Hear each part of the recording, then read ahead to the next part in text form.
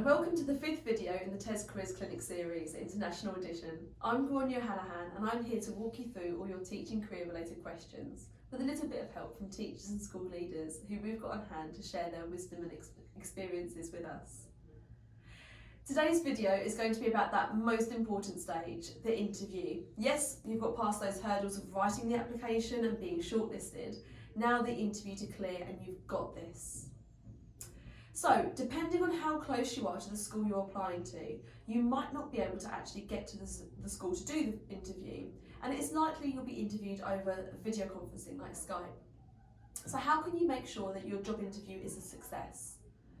I'd say find a way to show off your teaching. Can you record footage of yourself teaching a class? Many schools support the recording of lessons for personal development, so seeing if this can be released for an interview is a really good idea. It's much better than trying to describe your lessons and ensures they'll get a real flavour of what you're like in the classroom. And it would really impress the school if you can offer this as an additional thing. Secondly, do a trial run with your technology. If you're doing a video interview, make sure you've done a few rehearsals first. Check your sound levels on your microphone and that your camera's angled well. Just small things like clearing the clutter from behind you can make a big difference. Now we're going to hear for some expert tips all about how to nail that interview. My name is Sarah Cullen and I teach English, Literature and Language in the British Vietnamese International School in Ho Chi Minh City, Vietnam. Yes, I obviously had to do Skype interviews because I was so late in the day. In fact, my head teacher was in a hotel room whilst his children were playing in the adjacent room.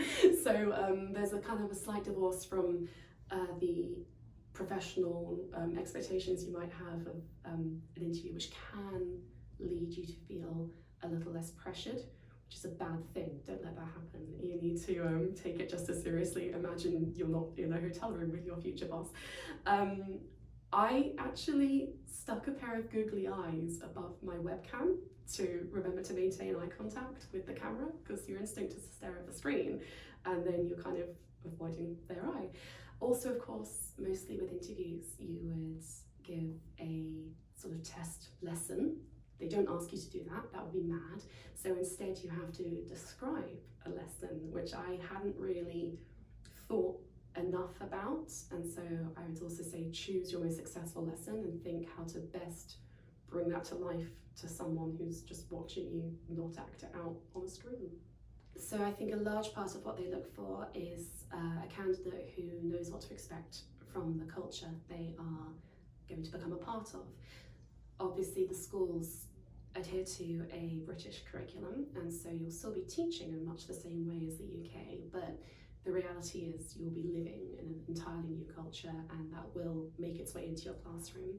So when I applied, I'd actually never even visited Vietnam, so I made sure I read some blogs, watched a lot of YouTube videos and asked a great deal of people who had visited the country so that I could demonstrate that I had a realistic understanding of the culture and that they weren't getting a candidate who would end up out of their depth when they moved to the role.